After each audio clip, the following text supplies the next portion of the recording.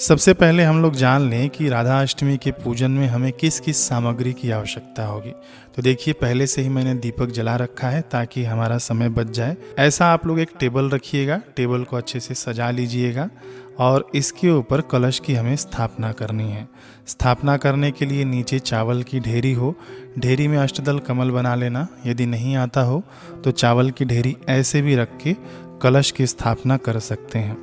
कलश में आपको हल्दी, सिक्का, सुपारी, पुष्प, अक्षत और गंगा जल डाल के कलश की स्थापना करनी है। उसके ऊपर मौली बांध देना, 5 तिलक कर देना, स्वास्तिक बना लेना, चावल की ढेरी रख के उसके ऊपर एक दीपक जला लेना। ये हो गया दीप कलश। अब देखिए, हमारे पास श्री राधा रानी की मूर्ति नहीं है तो हमने लड्डू गोपाल को ही स्थापित किया हुआ है। कैसे स्थापित करना है देख लीजिए। ये ऊपर 3 और नीचे 3 चावल की ढेरी है और साइड में देखिए, इस प्रकार से आपको चावल की ढेरियां बना लेनी है। क्योंकि ये चावल की ढेरियों के ऊपर ना राधा जी की परिचारिकाओं का भी पूजन होता है, उनकी सहेलियों का भी। ये सहेलियां क्या हैं? 8 दिशाएं हैं।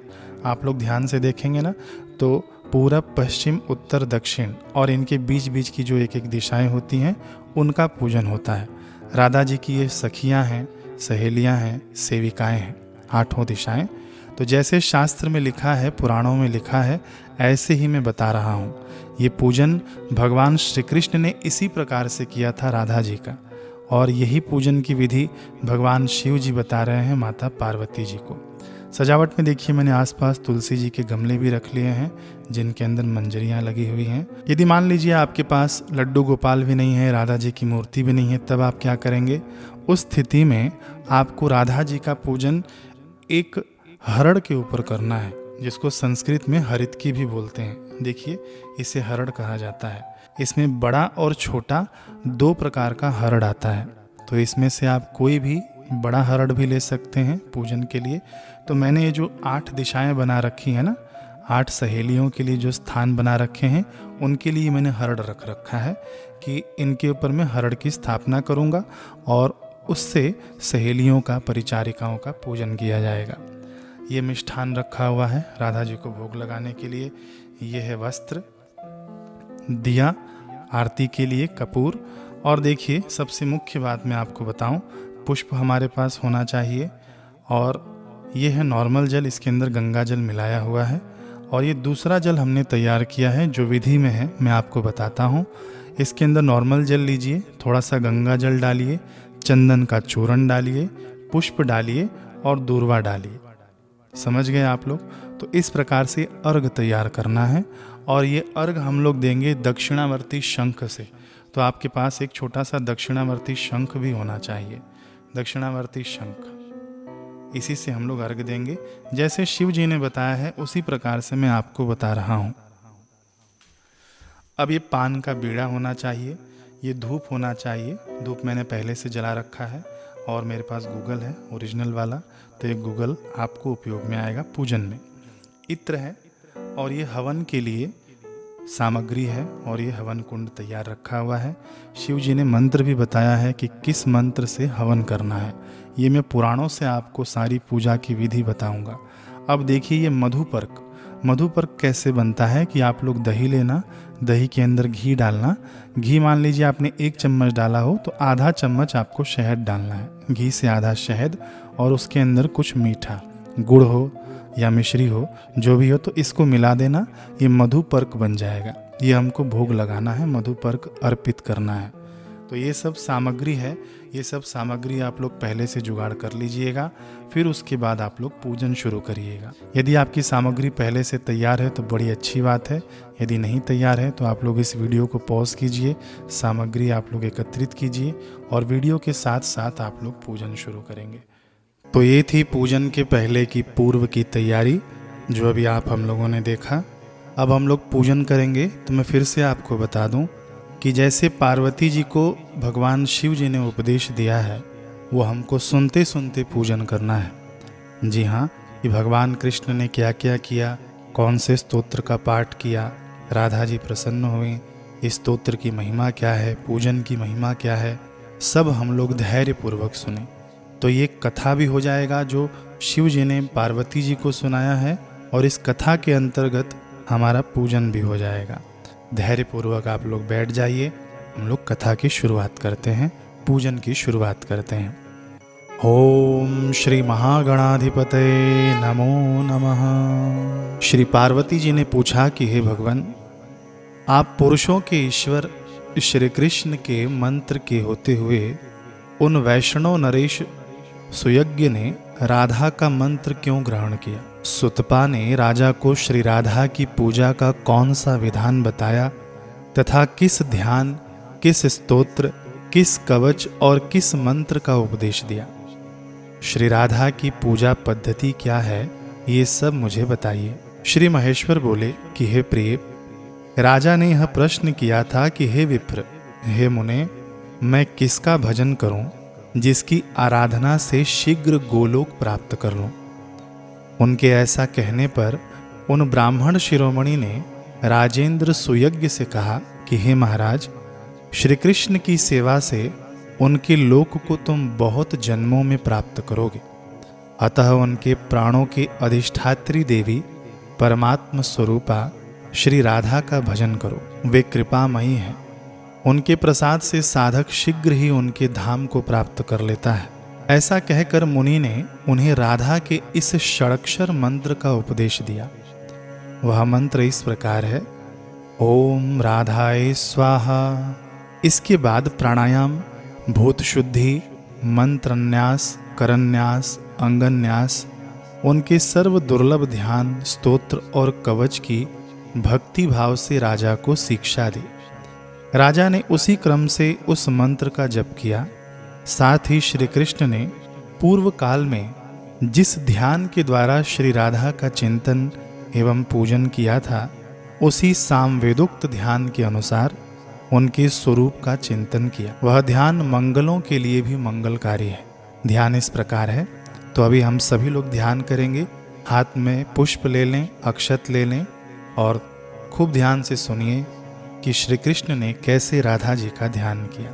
श्री राधा की अंग कांति श्वेत चंपा के समान गौर है। वे अपने अंगों में करोड़ों चंद्रमाओं के समान मनोहर कांति धारण करती हैं। उनके मुख शरद ऋतु की पूर्णिमा के चंद्रमा को लज्जित करता है। दोनों नेत्र शरद काल के प्रफुल्ल कमलों की शोभा को छीन लेते हैं। उनके श्रोणिदेश एवं नितंब भाग बहुत ही सुंदर हैं। अधर पके हुए बिंब फल की लाली धारण करते हैं। वे श्रेष्ठ सुंदरी हैं। मुक्ता की पंक्तियों को तिरस्कृत करने वाली दंत पंक्ति उनके मुख की मनोहरता को बढ़ाती है। उनके वदन पर मंद मुस्कान जनित प्रसन्नता खेलती रहती है। वे भक्तों पर अनुग्रह करने के लिए व्याकुल रहती हैं। अग्निशुद्ध चिन्मय वस्त्र उनके श्री अंगों को आच्छादित करते हैं। वे रत्नों के हार से विभूषित हैं। रत्नमय केयूर और कंगन धारण करती हैं। रत्नों की ही बनी हुई मंजरी उनके पैरों की शोभा बढ़ाती है। रत्न निर्मित विचित्र कुंडल उनके दोनों कानों की श्री वृद्धि करते हैं। सूर्य प्रभा की प्रतिमा रूप कपोल युगल से वे सुशोभित होती हैं। अमूल्य रत्नों के बने हुए कंठहार उनके ग्रीवा प्रदेश को विभूषित करते हैं।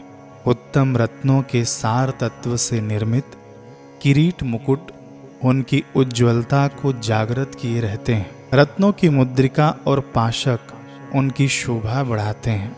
वे मालती के पुष्पों और हारों से अलंकृत केश पाश धारण करती हैं। वे रूप की अधिष्ठात्री देवी हैं और गजराज की भांति मंद गति से चलती हैं। जो उन्हें अत्यंत प्यारी हैं, ऐसी गोप किशोरियां श्वेत चंवर लेकर उनकी सेवा करती हैं। कस्तूरी की बेंदी, चंदन के बिंदु और सिंदूर की टीकी से उनके मनोहर सीमंत का निम्न भाग अत्यंत उद्दीप्त दिखाई देता है।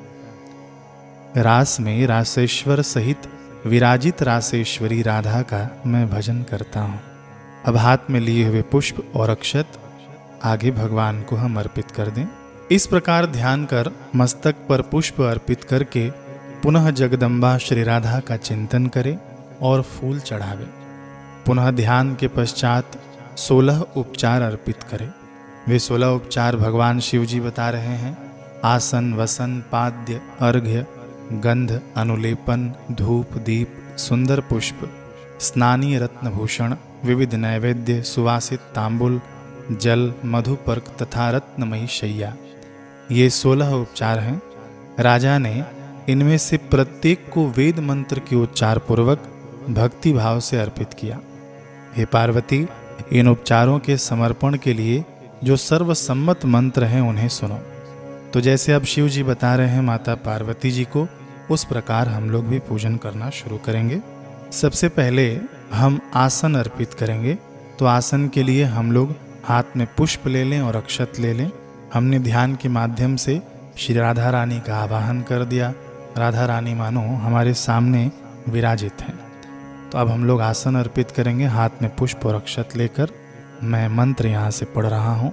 रत्नसार विकारं च निर्मितं विश्वकर्मणा वरं सिंहासनं रम्य राधे पूजा सुगुह्यता। ओम राधायै स्वाहा। पुष्प और अक्षत जो हमने हाथ में रखा है वो आगे समर्पित कर दें। अब हम लोग वसन अर्पित करेंगे। वसन एक प्रकार से रत्न जड़ित वस्त्र को भी कह सकते हैं। हाथ में पुष्प ले लें, अक्षत ले लें। अब भगवान को हम, माता रानी को हम वसन अर्पित करने की भावना से ये मंत्र को सुनेंगे। अमूल्य रत्न खचितम अमूल्यम सूक्ष्ममेव च वह्नि शुद्धम निर्मलं च वसनम देवी गृह्यता। ओम राधायै स्वाहा। हाथ में लिया हुआ द्रव्य आगे भगवान के आगे समर्पित कर दें। अब हम लोग पाद्य अर्पित करेंगे। तो यदि हमारे पास राधा रानी की मूर्ति हो तो उसे एक अलग थाल में रख लें। भगवान की मूर्ति हो तो भगवान को थाल में रख लीजिए। अथवा तो मैंने बताया था कि हरितकी के ऊपर आपको पूजन करना है। यदि आपके पास मूर्ति नहीं है तो आप हरड़ को भी उठाकर थाल में रख सकते हैं। राधा रानी का स्वरूप मानकर अब हम लोग पाद्य अर्पित करेंगे, यानी उनके चरणों को हम प्रक्षालित करेंगे, पखारेंगे। सद्रत्न सार पात्रस्थम सर्वतीर्थोदकम शुभम पाद प्रक्षालनार्थम च राधे पाद्यम च गुह्यता। अब हम लोग आम का पल्लव हो या आपके पास आचमनी हो तो उससे कुछ बूंदें भगवान के ऊपर या राधा रानी के ऊपर टपका दें, ऐसी भावना करके कि हम इनके चरणों को प्रक्षालित कर रहे हैं। यदि मूर्ति हो तो आप सच में चरणों को प्रक्षालित कर सकते हैं। अब हम अर्घ्य अर्पित करेंगे। तो दक्षिणावर्ती शंख लेना है। दक्षिणावर्ती शंख में जैसे मैंने पहले बताया था कि उसके अंदर पहले नॉर्मल जल डालें, फिर गंगा जल, दूर्वा, पुष्प और चंदन, ये चीज़ें मिला लीजिए, दक्षिणावर्ती शंख में ले लीजिए और इससे आप भगवान को अर्घ्य प्रदान करेंगे।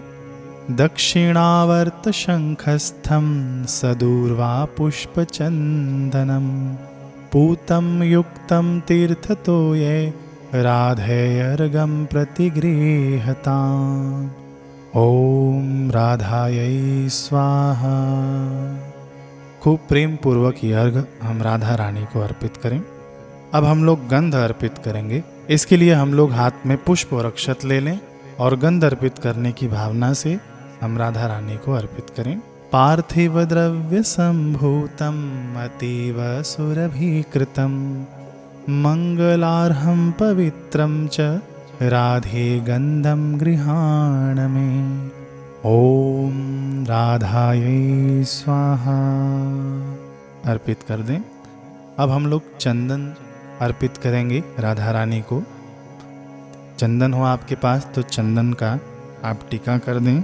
श्रीखंड चूर्णम सुस्निग्धम कस्तूरी कुमकुमान्वितम सुगंधयुक्तम देवेशी गृह्यतामनुलेपनम। अब हम लोग धूप अर्पित करेंगे। धूप हमने जो जला रखा हुआ है गोबर के कंडे से ऊपर गूगल डाल दीजिएगा, अथवा तो जो भी आपके पास हो अगरबत्ती, धूप बत्ती, तो वो आप लोग जलाकर राधा रानी को दिखा सकते हैं। वृक्ष निर्यास संयुक्तम पार्थिव द्रव्य संयुतम अग्निखंड शिखा जातम धूपम देवी गृहाण में। ये पूजन हम लोग खूब प्रेम पूर्वक करें। अब हम लोग दीप दर्शन कराएंगे। जो दीप हमने कलश के ऊपर जला रखा है ना, उसको हम लोग हाथ में उठा लें और राधा रानी के आगे 2-3 बार दिखा दें, घुमा दें। अंधकारे भयहरम अमूल्य मणिशोभितम रत्न प्रदीपम शोभाढ्यम गृहाण परमेश्वरी। अब उस दिए को जो हमने उठाया है पुनः उसी कलश के ऊपर रख दें। अब हम लोग राधा रानी को पुष्प अर्पित करेंगे। जो भी पुष्प आपके पास हो वे अपने हाथ में उठा लें। मंत्र पढ़ने के बाद आप ये पुष्प राधा रानी को समर्पित कर दें। पारिजात प्रसूनम च गंध चंदन चर्चितम अतीव शोभनम रम्यम गृह्यताम परमेश्वरी। ओम राधायै स्वाहा अर्पित कर दें। स्नान के लिए आंवले का चूर्ण अर्पित करेंगे, अथवा तो हम लोग इत्र भी अर्पित कर सकते हैं, सुगंधित चीज। यदि आपके पास ये चीज़ें नहीं हो तो हाथ में पुष्प ले लें, अक्षत ले लें और इसी भावना से कि हम माता रानी को, राधा रानी को इत्र अर्पित कर रहे हैं अथवा तो आंवले का चूर्ण अर्पित कर रहे हैं स्नान आदि के लिए। सुगंधामल की चूर्णम सुस्निग्धम सुमनोहरम विष्णु तैल समायुक्तम स्नानीयम देवी गृह्यताम। ओम राधायै स्वाहा। अब हम लोग भूषण अर्पित करेंगे।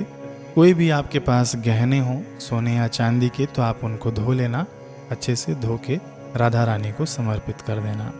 यदि नहीं हो तो हाथ में अक्षत और पुष्प ले लीजिए और मन ही मन भावना करिए कि हम राधा रानी को खूब सारे आभूषण समर्पित कर रहे हैं।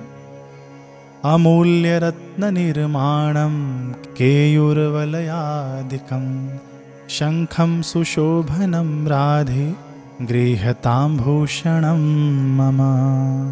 ओम राधायै स्वाहा। अब हम लोग नैवेद्य अर्पित करेंगे। जो भी मिठाई हो, जो भी हमने पकवान बनाए हों, सब कुछ हम लोग इसी समय ले आएं। राधा रानी को सबसे प्रिय अरबी की सब्जी है, तो आप लोग वो भी बना सकते हैं, वो भी चढ़ा सकते हैं। तो अरबी की सब्जी आप लोग रख लीजिए तैयार। नैवेद्य में जो भी मिठाई आपके पास हो, फल हो, सब आप लोग इसी समय अर्पित कर सकते हैं। कालदेशोद्भवम पक्व फलम च लड्डुकादिकम परमानम च मिष्ठान्नम नैवेद्यम देवी गृह्यताम्। ओम प्राणाय स्वाहा, ओम अपानाय स्वाहा, ओम उदानाय स्वाहा, ओम व्यानाय स्वाहा, ओम समानाय स्वाहा। थोड़ा सा 2 बूंद जल टपका दें आगे राधा रानी के आगे, भोजनांते आचमन के लिए। अब हम लोग राधा रानी को तांबूल यानी पान, जो हम लोगों ने पान का बीड़ा रखा है ना, उसे अर्पित करेंगे। हाथ में उठा लें। तांबूलम च वरम रम्यम कर्पूरादि सुवासितम सर्वभोगादिकम स्वादु सलिलम देवी गृह्यताम्। ओम राधायै स्वाहा। खूब प्रेम से हम राधा रानी को ये पान का बीड़ा अर्पित करें। अब हम लोगों ने जो मधुपर्क बना रखा है उसे हाथ में उठा लें, मंत्र पढ़ा जाएगा, उसके बाद आप लोग माता रानी को समर्पित कर देना। अशनम रत्न पात्रस्थम सुस्वादु सुमनोहरम मया निवेदितम भक्त्या गृह्यताम परमेश्वरी। ओम राधायै स्वाहा। अब शैया हम लोग देंगे राधा रानी को बैठने के लिए। शैया देते हैं ना, तो शैया की जगह पे हमारे पास जो कलावा होगा वो अर्पित कर सकते हैं। यदि वो भी नहीं है तो हाथ में पुष्प और अक्षत ले लें। रत्नेन्द्र सार निर्माणम वह्नि शुद्धांशुकान्वितम पुष्पचन्दन चर्चाढ्यं पर्यङ्कं देवी गृह्यताम्। ओम राधायै स्वाहा। अब हम लोगों ने मानो राधा रानी को शैया देकर, बैठने का स्थान देकर अच्छे से उन्हें विराजित करा दिया। तो यदि हम लोगों ने लड्डू गोपाल को रखा है तो उन्हें हम चुनरी उड़ा दें, क्योंकि राधा और कृष्ण एक ही हैं। हम लोग लड्डू गोपाल को अभी तक राधा रानी के ही रूप में पूजन किए, तो उन्हें हम लोग चुनरी उड़ा दें। और जो भी चीज़ वस्तु यदि आपके तरफ से ऐसा लगता हो कि हमें ये चढ़ाना चाहिए, तो अभी हम सब निवेदित कर दें। कुछ दक्षिणा हो हमारे पास तो दक्षिणा अर्पित कर दें, दक्षिणा नहीं हो तो हाथ में अक्षत और पुष्प लेकर वही राधा रानी को अर्पित कर दें, क्योंकि अभी हमारे सामने प्रत्यक्ष रूप से राधा रानी विराजित हैं। ऐसी शुद्ध भावना के साथ हम बैठें, जो भी जिसको भी चढ़ाना हो चीज़ वस्तु चढ़ा लें। अब आगे शिव जी बताते हैं, इतना पूजन होने के बाद इस प्रकार देवी श्री राधा का सम्यक पूजन करके उनके लिए 3 बार पुष्पांजलि दें। तो अब हम लोग 3 बार राधा रानी को पुष्प अर्पित करेंगे। तो हाथ में पुष्प और अक्षत ले लें और मंत्र में बोलूँगा 1 बार 2 बार और 3 बार, तब आप लोग 3 बार ही पुष्पांजलि अर्पित कर देना। ओम राधायै स्वाहा अर्पित कर दें। फिर से ओम राधायै स्वाहा, फिर से ओम राधायै स्वाहा। अब आगे शिव जी बता रहे हैं, तथा देवी की 8 नायिकाओं जो उनकी परम प्रिय परिचारिकाएं हैं, यत्न पूर्वक भक्ति भाव से पंचोपचार पूजन करें। अब ये पूजन भगवान शिव जी कैसे बता रहे हैं, पूजन का क्रम सुनिएगा। हम लोग जहाँ बैठे हैं पूर्व दिशा कहाँ है देख लीजिए, वहाँ से आपको पूजन शुरू करना है। ध्यान दीजिएगा, देखिए मेरा पूर्व दिशा यहाँ पे है, तो मैंने शुरुआत वहाँ से की और फिर क्लॉकवाइज आपको घूमते हुए आना है। तो अभी हम लोग शुरू करते हैं। पहले आप लोग तिलक कर दीजिएगा। सबसे पहले जो भी हो, चंदन हो, कुमकुम हो, उससे आप जो पूर्व में हो ना, सबसे पहले पूर्व में तिलक करें, फिर क्लॉकवाइज करते हुए आएँ। इस प्रकार से आप लोग तिलक करें। अब फिर से वहीं से क्रम शुरू होगा, पूर्व से ही। अब मैं बोलते जाऊंगा तो हाथ में पुष्प और अक्षत ले लें और फिर चढ़ाते जाएं। अब हम लोग पूर्व दिशा से ही, जैसे हमने शुरुआत तिलक करने का किया ना, उसी दिशा से हाथ में अक्षत और पुष्प ले लीजिए। यहाँ से मंत्र पढ़ा जाएगा उन देवियों का, तो उन पर आप लोग चढ़ाते जाना। पूर्व दिशा में मालावती देवी होती हैं, तो मैं यहाँ से मंत्र पढ़ूंगा और आप लोग इन्हें पुष्पांजलि अर्पित करिएगा। ओम मालावती नमः अर्पित कर दें। अग्निकोण में माधवी देवी हैं, ओम माधवी देवी नमः।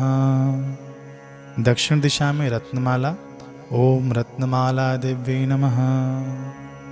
नैऋत्य कोण में सुशीला, ओम सुशीला देवी नमः। पश्चिम दिशा में शशिकला, ओम शशिकला देवी नमः। वायव्य कोण में पारिजात, ओम पारिजाता देवी नमः।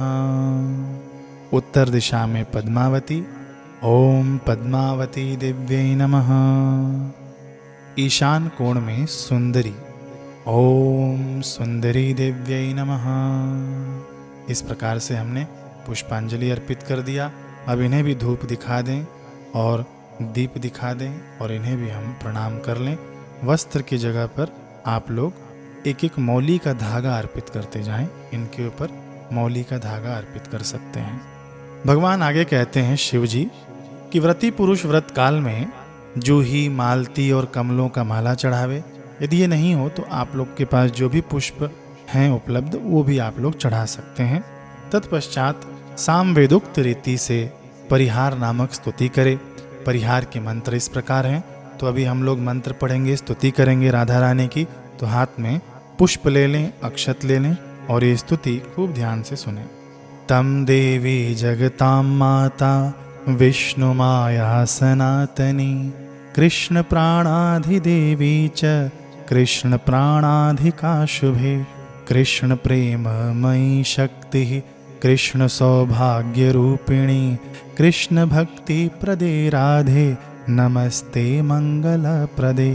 अद्य मे सफलं जन्म जीवनं सार्थकं मम पूजितासि मया सा च या कृष्णेन पूजिता कृष्णवक्षसि या राधा सर्वसौभाग्यसंयुता रासे रासेश्वरी रूपा वृन्दावने वने कृष्णप्रिया च गोलोके तुलसी कानने तुया चंपावती कृष्णसंगे क्रीडा चंपक कानने चंद्रावली चंद्रवने शतशृंगे शतीति च विरजादर्पहन्त्री च विरजातटकानने पद्मावती पद्मवने कृष्णा कृष्ण सरोवरे भद्रा कुञ्जकुटीरे च काम्या वैकाम्यके वने वैकुण्ठे च महालक्ष्मीर्वाणी नारायणो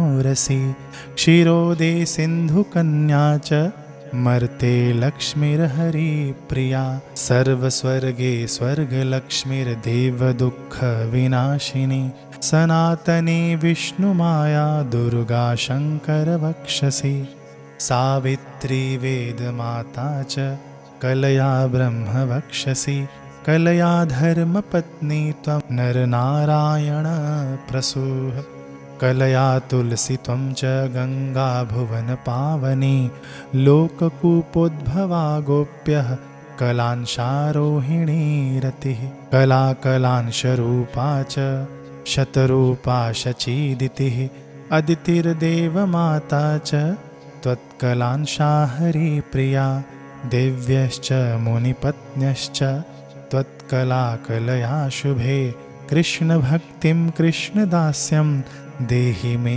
कृष्णपूजिते एवं कृत्वा परिहारं स्तुत्वा च कवचं पठेत् पुरा कृतं स्तोत्रमेतद्भक्तिदास्यप्रदं शुभम्। ॐ राधायै स्वाहा। हाथ में लिया हुआ द्रव्य राधा रानी को समर्पित कर दें। अब इसका हम अर्थ सुनेंगे। इसका अर्थ सुनना बड़ा जरूरी है क्योंकि इससे हमारा भाव बनेगा। श्लोक से पुण्य तो मिल गया लेकिन इससे हमारा भाव बनेगा। श्री राधे तुम देवी हो, जगत जननी सनातनी विष्णु माया हो। श्री कृष्ण के प्राणों की अधिष्ठात्री देवी तथा उन्हें प्राणों से भी अधिक प्यारी हो। शुभ स्वरूपा हो, कृष्ण प्रेममयी शक्ति तथा श्री कृष्ण सौभाग्य रूपिणी हो। श्री कृष्ण की भक्ति प्रदान करने वाली मंगलदायिनी राधे तुम्हें नमस्कार है। आज मेरा जन्म सफल है, आज मेरा जीवन सार्थक हुआ क्योंकि श्री कृष्ण ने जिसकी पूजा की है वही देवी आज मेरे द्वारा पूजित हुई।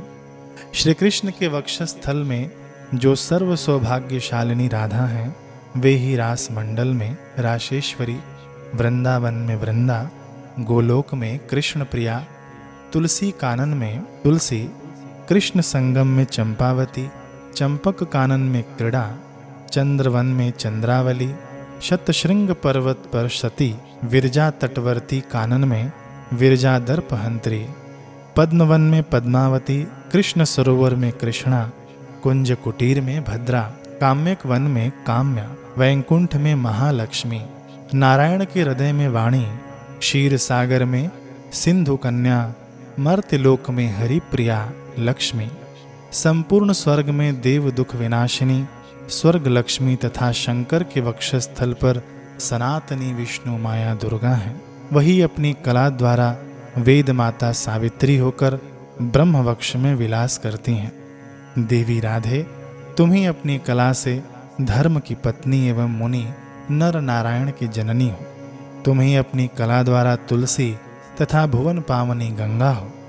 गोपियाँ तुम्हारे रोम कूपों से प्रकट हुई हैं। रोहिणी तथा रति तुम्हारी कला की अंश स्वरूपा हैं। शतरूपा, शची और दिति तुम्हारी कला की कलांश रूपिणी हैं। वेद माता हरिप्रिया आदिति तुम्हारी कलांश रूपा हैं। शुभे देवांगनाएं और मुनि पत्नियां तुम्हारी कला की कला से प्रकट हुई हैं।